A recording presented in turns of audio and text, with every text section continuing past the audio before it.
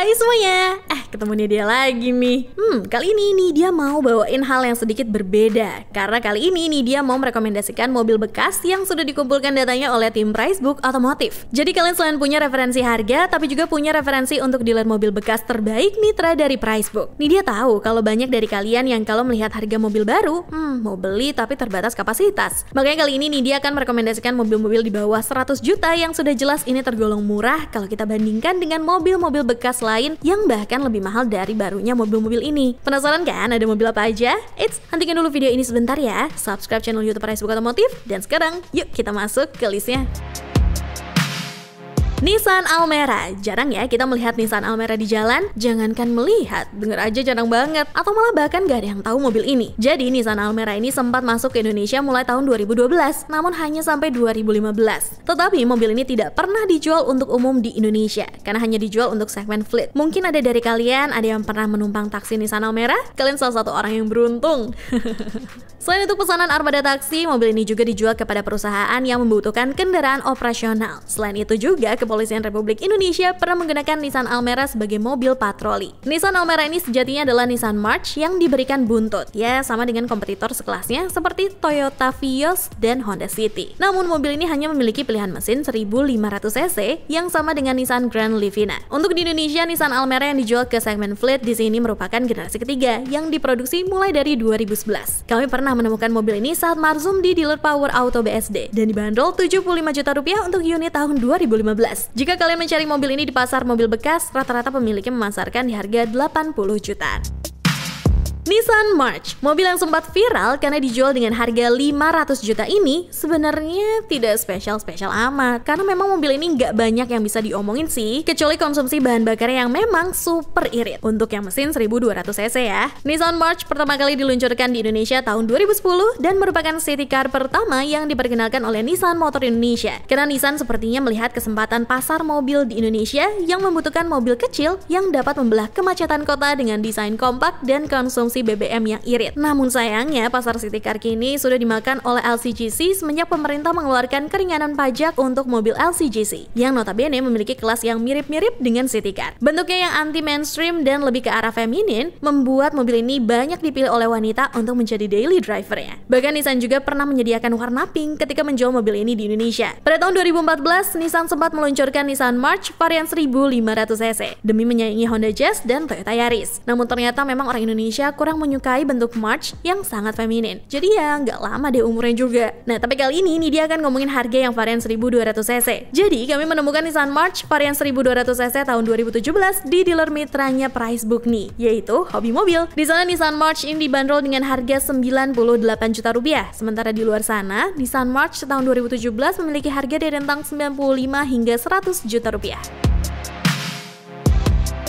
Wuling Convero S. Ini merupakan mobil perdana Wuling ketika ikut bertempur dalam pasar otomotif Indonesia. Wuling Convero merupakan hasil wujud nyata sebuah observasi kebutuhan masyarakat tanah air akan sebuah mobil keluarga. Intinya, satu, harga yang murah, kelas LMPV, harga LCGC. Kalian ingat Chevrolet Spin? Sebenarnya kita tidak pernah ditinggalkan oleh Chevrolet Spin karena Wuling Convero ini mengambil basis dari Chevrolet Spin. Hanya saja mobil ini memiliki dimensi yang lebih besar sehingga memiliki kabin yang sangat lega untuk mobil di kelasnya. Untuk performanya, mobil ini mengandalkan mesin 1500 cc bertipe DOHC DVVT dengan semburan tenaga 107 horsepower dengan torsi 142 Nm. Ini figur tenaga yang mirip-mirip dengan semua LMPV yang ada di Indonesia. Dan yang penting satu ini nih, Wuling Convero menggunakan penggerak roda belakang. Nih buat kalian para penyembah RWD, karena sekarang Avanza dan Xenia sudah menggunakan FWD. Jadi mulai tahun depan pilihan LMPV RWD ya hanya Wuling Convero. Nah dari harga yang kami dapat di dealer mobil bekas Lukas, mobil ini dibanderol dengan harga 97,5 juta rupiah. Kalau kalian mau cari di luar, ya mobil ini masih di atas sekitar 95 juta rupiah. Suzuki Swift generasi pertama. Suzuki Swift merupakan mobil yang funky dan asik untuk dikendarai. Tetapi entah kenapa mobil ini kurang populer dibandingkan Honda Jazz atau Toyota Yaris. Padahal mobil ini tuh secara desain mirip dengan Mini Cooper. Makanya banyak orang yang punya Swift itu ditambahin stiker hitam bagian atasnya. Dari situlah mobil ini akhirnya dijuluki Poor Man Mini Cooper, alias Mini Coopernya orang miskin. Dengan desain yang kompak, Suzuki Swift ini sebenarnya sangat cocok untuk membelah kemacetan kota besar yang seringkali membutuhkan mobil kompak agar tidak ribet. Suzuki Swift pertama kali diluncurkan di Indonesia pada tahun 2005 dengan skema CBU dari Jepang, bukan dari India loh. Karena tingginya permintaan, akhirnya ATPM Suzuki Indonesia memutuskan untuk mengubah skema mobil ini menjadi CKD. Mobil ini mengandalkan mesin M15A 1500cc DOHC VVT dengan tenaga 110 horsepower dengan torsi 143 Nm. Sebenarnya Suzuki Swift ini masih cukup laku untuk kategori hatchback di Indonesia karena terbukti Suzuki Indomobil Sales meneruskan Suzuki Swift ke generasi selanjutnya di tahun 2014. Namun Swift generasi terbaru yang meluncur tahun 2018 tidak lagi dijual di Indonesia. Nah, kami sempat menemukan unit Suzuki Swift tahun 2008 di Sinar Harapan Motor. Di sana mobil ini dibanderol dengan harga 80 juta rupiah. Sementara di luar mobil ini rata-rata dijual dengan harga 80 hingga 90 jutaan rupiah.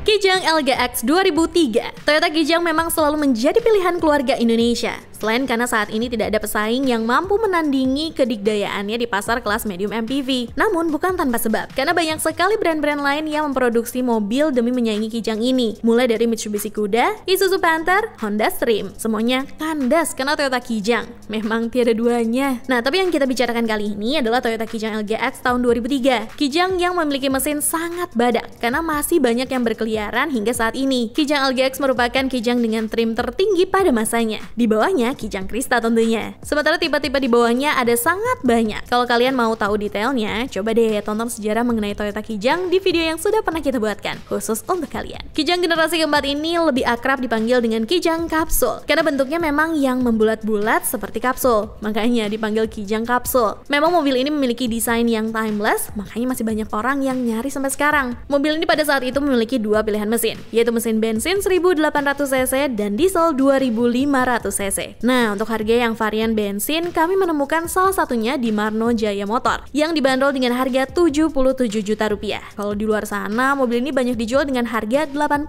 hingga 90 jutaan. Itu dia tadi gabungan rekomendasi mobil bekas di bawah 100 juta untuk kalian yang butuh mobil murah. Nida pamit ya, ciao Bella!